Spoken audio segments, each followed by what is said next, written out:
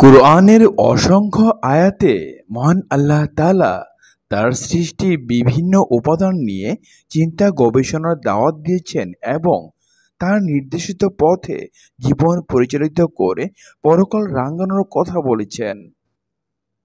বিশেষ করে সৃষ্টির অপার বিস্ময় মহাকাশ নিয়ে অনেক কথা কুরআনে বিবৃত হয়েছে।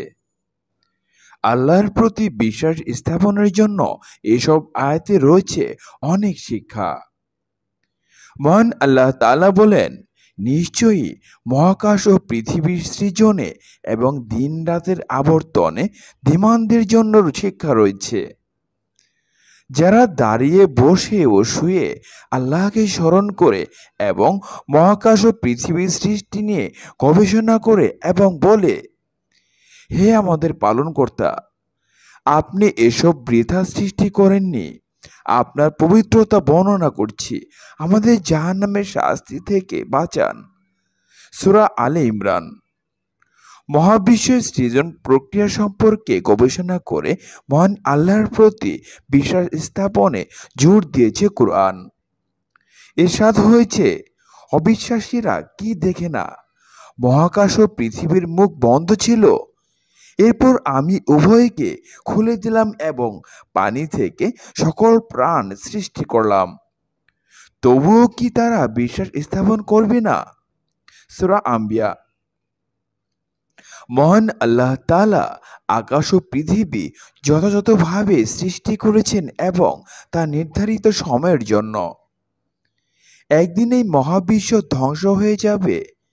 ইরশাদ হচ্ছে, তারা কি মনে মনে ভেবে দেখে না, মহাকাশ ও পৃথিবী এবং এ দুয়ের মধ্যবর্তী সবকিছুই আল্লাহ যথাযথভাবে ও নির্দিষ্ট সময়ের জন্য সৃষ্টি করেছেন?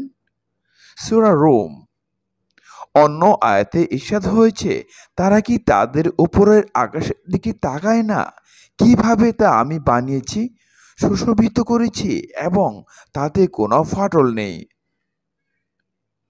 কুরআনের ভাষ্যমতে মহাবিশ্ব ধীরে ধীরে সম্প্রসারিত হচ্ছে, একদিন তা ঘুটিয়ে যাবে এবং সকল সৃষ্টি ধ্বংস হয়ে আবার সৃজিত হবে। আল্লাহ তাআলা বলেন, আমি নিজ ক্ষমতা বলে আকাশ নির্মাণ করেছি এবং আমি মহা সম্প্রসারণকারী। সূরা জারিয়াত। অন্য আয়াতে ইরশাদ হচ্ছে, সেদিন আমি আকাশ গুটিয়ে নেব যেভাবে কাগজপত্র গুটিয়ে রাখা হয়। যেভাবে প্রথমবার সৃষ্টি করেছিলাম সেভাবে আবার সৃষ্টি করব। আমার অঙ্গীকার নিশ্চিত, আমি তা পূর্ণ করবই। সূরা আম্বিয়া। চন্দ্র, সূর্য, গ্রহ, নক্ষত্র, কক্ষপথ, গ্যালাক্সির কথাও কুরআনে বিবৃত হয়েছে। আল্লাহ তাআলা বলেন, সূর্য তার নির্ধারিত পথে আবর্তন করে, এটি মহান পরাক্রমশালী সর্বজ্ঞ আল্লাহর নিরূপণ। আর চাঁদের জন্য আমি বিভিন্ন মঞ্জিল নির্ধারণ করেছি, অবশেষে সেটি খেজুরের শুকনো পুরনো শাখার মতো হয়ে যায়। সূরা ইয়াসিন। অন্য আয়াতে এসেছে, বহু পথ বিশিষ্ট আকাশের শপথ, পরকাল সম্পর্কে তোমরা নিশ্চয়ই বিরোধিতায় লিপ্ত। আরও ইরশাদ হয়েছে, আমি পৃথিবীর আকাশ তারকারাজি দিয়ে সজ্জিত করেছি।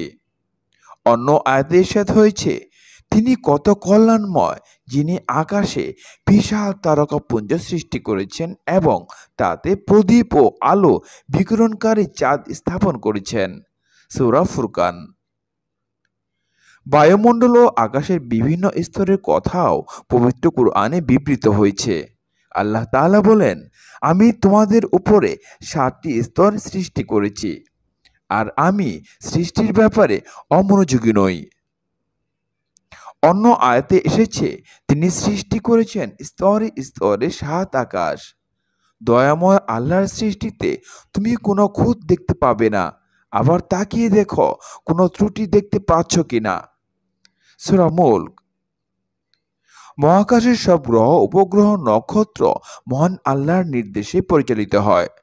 মাত্র 2 দিনেই তিনি আকাশের 7টি স্তর সৃষ্টি করেছেন এবং এই বিশাল সৃষ্টি জগতের সবকিছুর নিরাপত্তা নিশ্চিত করেছেন। আল্লাহ তাআলা বলেন, এরপর তিনি 2 দিনে মহাকাশকে 7 স্তরে বিন্যাস করেছেন এবং প্রতিটি আকাশে তার আদেশ পাঠালেন। এবং আমি পৃথিবীর আকাশ অসংখ্য আলোকবাতি দিয়ে সুশোভিত ও সুরক্ষিত করেছি। মহাকাশের বিশালতার তুলনায় মানুষ খুব অল্পই জানতে পেরেছে। বিজ্ঞান প্রযুক্তির উৎকর্ষের সঙ্গে সঙ্গে মানুষের সামনে উন্মোচিত হচ্ছে সৃষ্টি জগতের নতুন নতুন বিষয়। কোরআনের ভাষ্যমতে এসব মহান আল্লাহর অস্তিত্বের প্রমাণ, কিন্তু অধিকাংশ লোকই তা বুঝে না বা বুঝতে চায় না। পরিশেষে মহান আল্লাহ তাআলা আমাদের সবাইকে সঠিক বুঝ দান করুন। আমিন।